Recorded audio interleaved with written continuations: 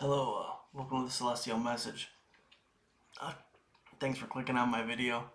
Um, Today we're going to talk about my last bit at rehab, probably around the last month and a half that I was there, and things were starting to get real comfortable.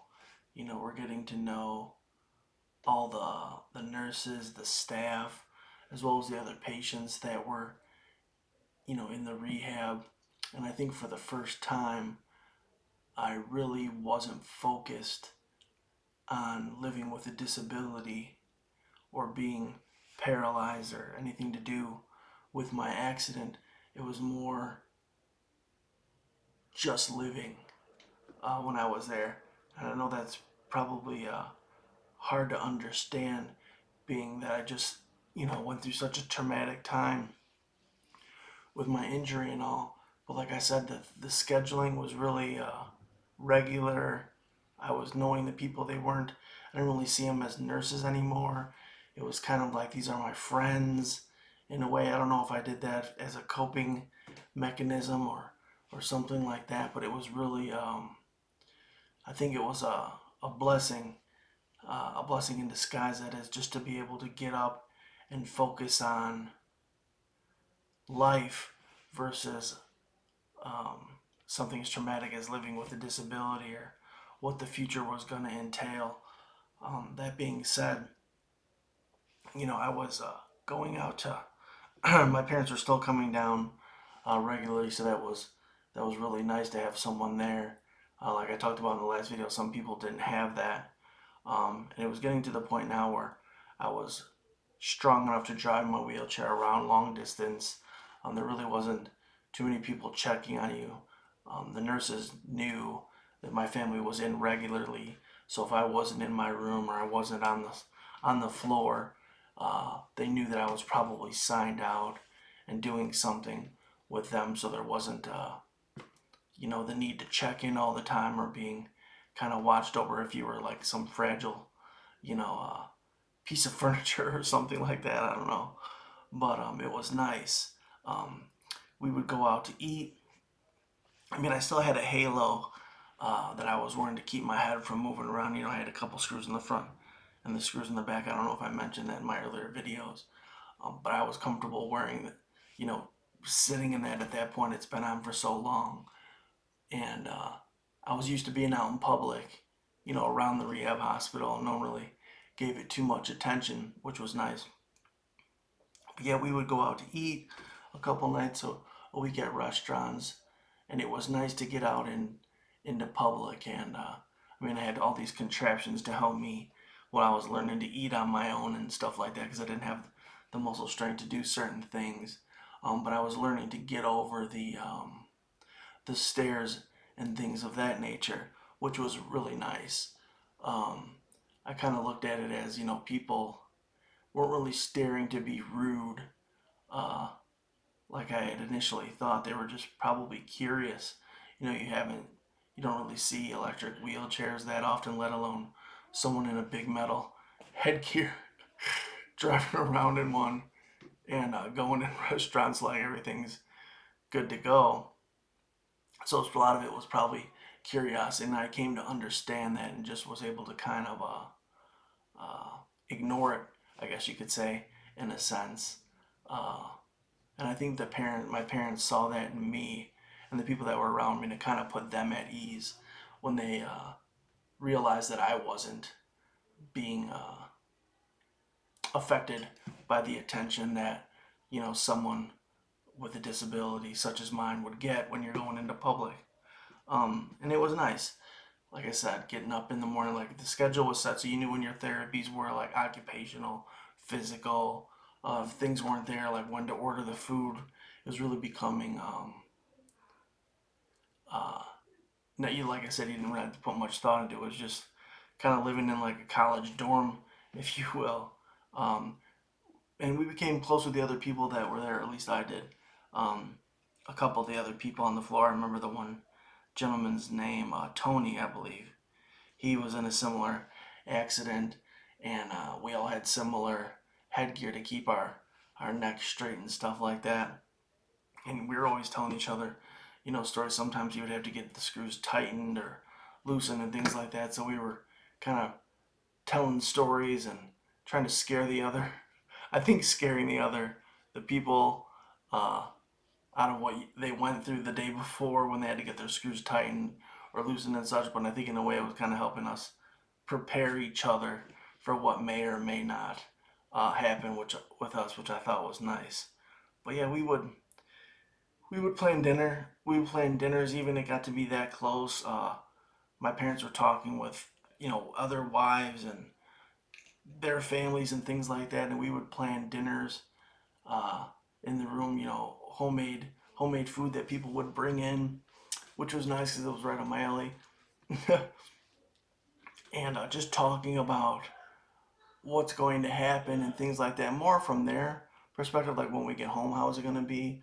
I think, like I said, um, the patients and the friends that I had that actually had injuries and stuff, we were um, more or less just enjoying the regularity, the comfort, the not having to worry, kind of getting used to uh, living a life in in new skin, if you will. Um, what were some of the other things we did? I went to the movies. I mean, we were in the middle of the city, so it was nice. We would get to go, to the show. I always like to go to the movies. I remember we saw the movie Blade when it first came out, which I thought was really cool. Just going out and, like I said, being involved in public and getting used to the looks. And people were actually really nice uh, and wanted to help when they could or if they could, and that was reassuring. Um, just to get out and be, and I guess feel normal in the sense that you think when this first happened, you feel so different, and you're not sure, how you're going to be accepted. It was nice to realize you didn't really have to worry about that too much, that everything was going to kind of be okay. Um, Different than one of the things. I mean, I needed a haircut. I didn't know how they were going to cut my hair. It was it was going really long because, like I said, I have these screws in my head with these posts and this metal uh, ring around the top of my head to kind of keep my head stabilized. And I was able to get a haircut at at some place nearby. I think it was like a mall or in a big building of some sorts. Um, but yeah, the guy was able to cut my hair around my halo and everything, and I thought that was really cool to kind of get freshened up while having this halo on. Like I said, it kind of felt like I was living in the city during the day and just kind of sleeping at the rehab center at night under the watchful eye of like the nurses and the doctors. Um, by this time, you really weren't too nervous about things because you had lived this life daily for, it's been a couple of months now, and you'd experienced, your body's kind of getting used to, or at least mine was kind of getting used to, the spinal cord injury, and I was kind of picking up on, how to understand my body or listen to my body. Uh, when you don't have feeling, it's a little bit different. So we're learning all these lessons over the time, and by this point in rehab, you kind of got it down for the most part. I mean, there was a few hiccups here and there, but like I said in my future or my last videos, I was really blessed to not really have many setbacks as far as health or things that maybe I got really ill or sores or anything like that. So that was nice. I was able just to kind of keep progressing when I was there, and this time it was important, this part of my rehab, because I, again, the focus wasn't on the rehab, it wasn't on the therapy, it was just about kind of getting back comfortable with myself, laughing, joking, being lighthearted, and not having this big heavy wall of I don't know, at the time, like guilt, sorrow, and all those things that would accompany you after an injury as severe as this. It was nice to be able to laugh and joke and things of that nature. And I think the spiritual lesson all behind this was that it was, like I said, the gift was that of reassurance. Not understanding what a life with a disability was gonna be like. How was I gonna live not being able to walk or do things for myself? What were my friends gonna think? How was my family gonna deal with this? Where are we gonna live? Um, are my brothers gonna be accepting, or my family? You just didn't know anything. You kind of felt alone, and there was just so many questions. It was this part of my rehab where that was all kind of pushed aside, and I was, like I said, given this gift of reassurance in the sense that although my life had changed drastically, uh, from a physical and a, I guess a health standpoint, that there was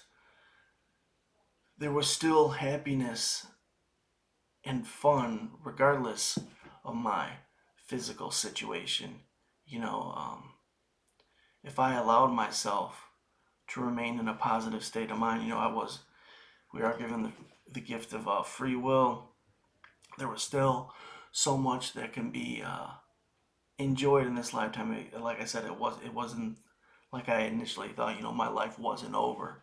There were still things to do. You could still get out there. I was still laughing and having a good time, and that was, like I said, very very reassuring, and it gave me a lot of hope for what the future was going to hold for me if I decided to be strong and look through that lens. I knew it was going to be different, and I knew I was going to be challenged a lot in this new lifestyle, but it was good to know that I still had somewhat of control, that my life was still kind of in my hands, and how I decided to perceive it and to live it was still on me. That there still is happiness, and that I can control how I wanted to see things and perceive things, and go on to live my life. And that was empowering. You know, I knew there was going to be some hiccups, and the rehab was going to be coming to an end. But this probably was my favorite part of the rehab because it was so much more stress free, emotionally, and all that. It was just more about not focusing on the disability, kind of accepting that, or in a way kind of closing that door for a little while, and allowing myself to see the positives and the good that was still left in this life. I was only 19 years old at the time, and so I knew I still had a long time, um, to be here. And it was it gave me a lot of hope to know that, with the right mindset, and the strength and support, from my friends and family, that I was still going to be able to live, a life that was, I don't know how to put it, I guess a life worth living, in a sense. I wasn't going to be like trapped in this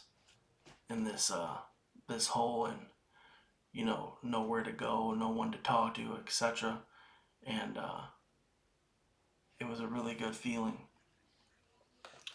And with that being said, I'm going to end this video. This was kind of a short video. I needed to get one out. I've been busy with some other things, but I'm glad I was able to get this one out. I hope uh, it reaches you guys, and helps you uh, understand my journey, and just sheds a little light on how I got through it and everything like that.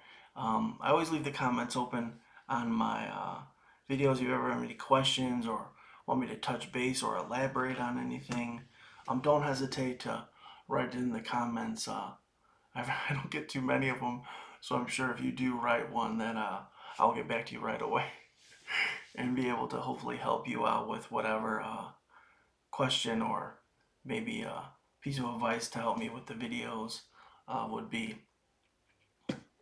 So thanks again for watching, and I hope to make another video soon. And yeah, have a good one. Have a good one.